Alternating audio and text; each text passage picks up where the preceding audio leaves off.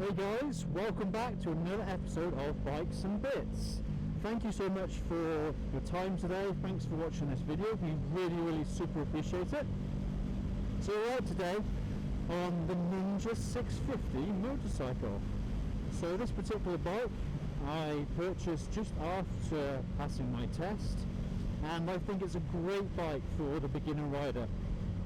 I'm going to spend some time just to outline why this bike's so good if you're new to motorcycling. So number one is the bike's actually quite inexpensive.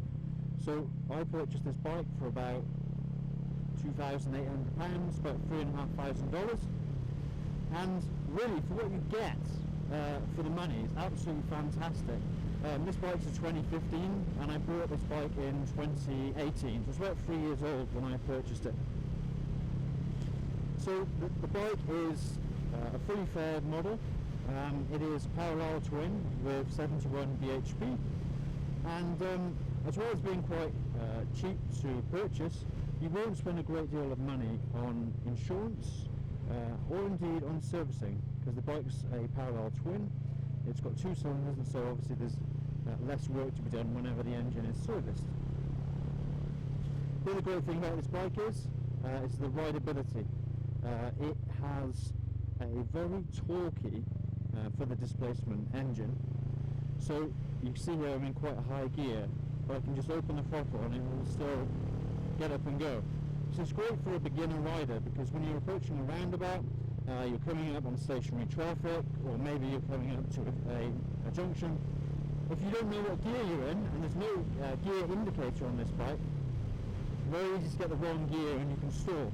But this bike, because of the characteristics of the engine, is quite forgiving, so it's great for that. The other point about the rideability is comfort and ergonomics. So the bike is very comfortable. You can see I'm upright here, but I can go down into a prone position if I want to ride the bike slightly faster, or I can sit back and be more upright. I'm just going to go around this Range Rover. It's slow for me. There we go. You can ride the bike in a more upright, comfortable position, and I've ridden this bike for about 200 miles. I've been out on it for 4 hours, and the only thing I felt was my knees were a bit stiff. I had no pain in my wrists, I had no pain in my back. So it's really great for rideability and ergonomics as well. So if you are a new rider, definitely recommend getting one of these sports tourer beginner bikes rather than jumping straight to a super sport. The other great thing about the bike is the fact you can upgrade it. So it rides well, it handles well, but if you want to make modifications to your motorcycle, then you can fit a wide array of performance exhausts. There are a lot of these bikes made, so there's a lot of aftermarket options. You can see here I've got ASV and Bad Dog clutch and brake levers, which is a modification I like, just to improve the feel on the levers when you're riding. I've also fitted RNG radiator guard, RNG tail tidy. I've got crash protectors down here on the side of the bike, which you probably can't see. But great if you're a new rider, so you don't scratch the fairings if the bike gets dropped. So we talked about how the bike is quite inexpensive to purchase and maintain. It's a great riding bike, you've got a lot of torque from the engine, it's quite flickable.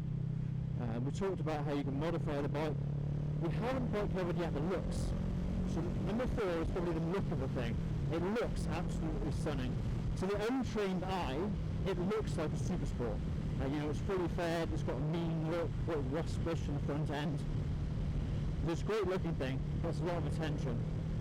And you can hear it as well when we're talking about the impact of the bike. Listen to this exhaust now.